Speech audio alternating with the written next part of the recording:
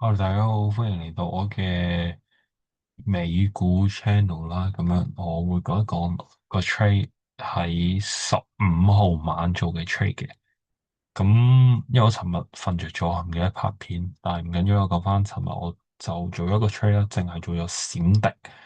咁樣我就係閃迪，其實我就 short 咗閃迪啦，喺大概10點20分 around 嗰陣就 short 咗閃迪，咁就喺呢度走，咁就賺咗1400蚊港紙啦。尋日咁依家我 account 就去到104420.52嘅。今日我係冇做任何嘅 trade，因為揾唔到啲咩突破嘅機會。咁咧，我講一講尋日我做呢個 trade 嘅邏輯先，其實都好簡單。咁我哋見到其實都係偏震盪下行嘅感覺啦。咁呢度我哋尋日就低開嘅，咁低開就1、2、3、4、5支連續嘅陰線咁樣。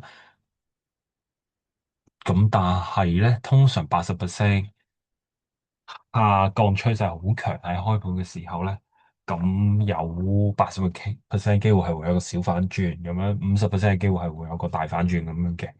咁我就一開頭都諗住做一個反轉嘅，因為我哋見到呢度係前期嘅支撐位啦。咁我見到呢個陽巴咧，陽燭，咁我都唔會想喺上面去做多嘅，因為呢個係十分窄嘅下降趨勢啦。咁樣第一次反轉咧，通常都會失敗嘅。咁我會想等一個可能係second entry loan 咁樣，即係可能個 double bottom 啦，雙底咁樣嘅形態俾我去進入個 trade 嘅。咁但係咧，我哋見到 price 咧係突破咗呢個上方啦，咁樣佢就收一個大陰燭去下方啦。咁當其時我都唔肯定嘅，咁我等多一個陰巴咧，咁樣哇，其實見到係十分強勁嘅下降趨勢，係1、2、3、4、5、6、7、8支陰巴就收喺最低嘅，其中有幾支都係收喺最低嘅。我哋見到咁好強大嘅賣方力量啦，咁我就喺下變咗一個 short 咁樣，頭我自算就擺喺呢度。咁樣我嘅target 咧，其實就係啦，就係呢度嘅啫，一開頭。因為多頭想喺呢度做一個雙底，但係咧就失敗咗，咁通常就會有一個 measure move down 咁樣啦。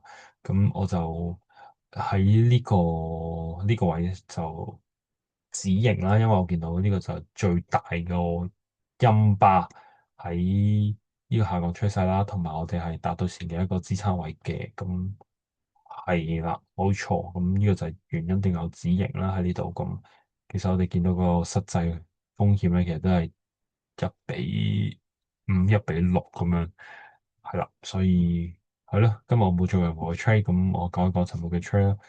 差唔多我都要瞓覺嘅，應該都見唔到啲咩特別好嘅機會，所以有 ciao，我今日就唔會做 trade 啦，瞓覺，拜拜。